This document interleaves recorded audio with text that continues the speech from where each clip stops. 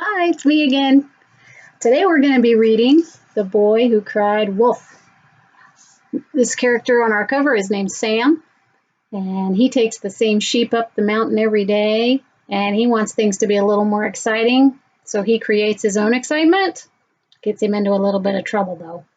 It's a retelling of a classic story from Aesop's Fables. So here we go. It's retold by Mairi Mackinnon and illustrated by Mike and Carl Gordon.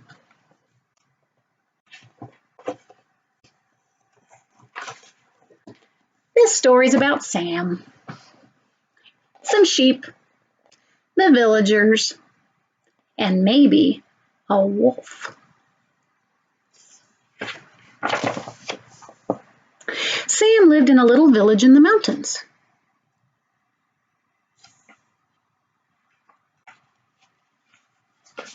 Every day he took the sheep from the village up the hill to a grassy meadow. Here we go again. I guess he's a little bored with his job. He watched them from morning until evening, this way. Then he took them back home again.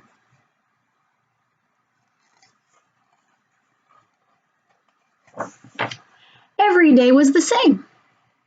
Same old mountains, same old trees. Sam was lonely and he was so bored. All his friends were down in the village, playing and having fun. He tried talking to the sheep. How are you today? Bah. But they didn't have much to say.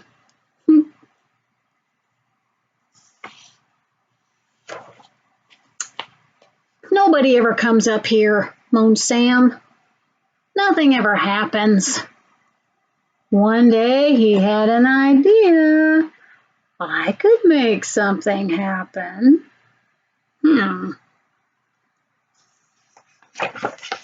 He ran down the hill to the village. Help, help! What's the matter?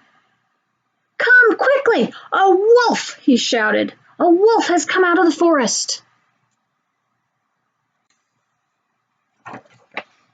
Everyone ran up the hill with him. Hurry, hurry! My sheep! He's got everybody worried. Puffing and panting, they reached the meadow. And of course, there was no wolf. All that way for nothing. The sheep were quietly eating their grass. He's laughing, but no one else is. The villagers were angry, but Sam just laughed. That was so funny. No, it wasn't.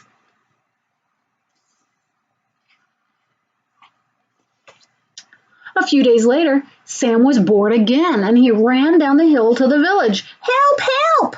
What's the matter now? Come quickly! A wolf, he shouted. A wolf has come out of the forest. Some people didn't believe him. Oh, yeah? We better make sure. But most of the people ran up the hill to see. Puffing and panting, they reached the meadow, and of course there was no wolf. The sheep were quietly eating their grass. What are you grinning at? Everyone was very angry, but Sam just laughed. He fooled him again. A week later, Sam was bored again, and he ran down the hill to the village. Help, help, there really is a wolf. Come quickly. Most people didn't believe him this time. Just a few ran up the hill.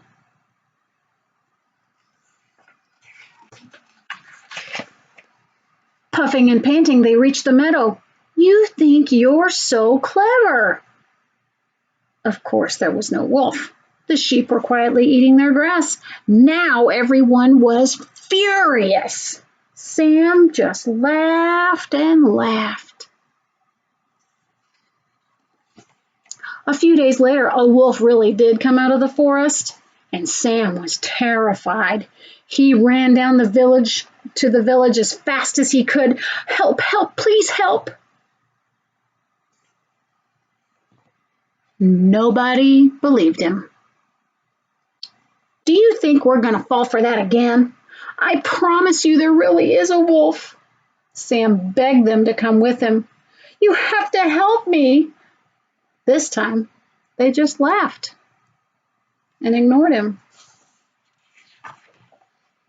In the end, Sam had to go back up the hill all alone, and the wolf had killed some of the sheep.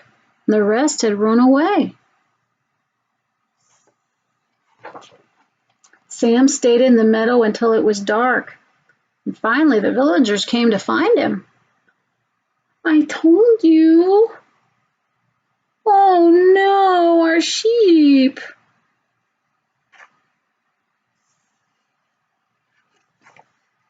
Why didn't you believe me? He asked. You always told lies before, they said. I'm sorry. I've learned my lesson. Never again, said Sam. Of course, this story is about Sam telling lies, and then people didn't believe him when he was telling the truth. So this is also one of the stories from Aesop's Fables collection that was first told in Greece about 4,000 years ago. Many of the stories that we'll be reading from Aesop's Fables collection are known all around the world. The stories are often about animals, and they always have a message at the end. The moral of this story, of course, when he was telling lies, people didn't believe him when he was telling the truth. So that's why it's always very important to always tell the truth, no matter what. Thank you for joining me today. We'll see you next time. Bye-bye.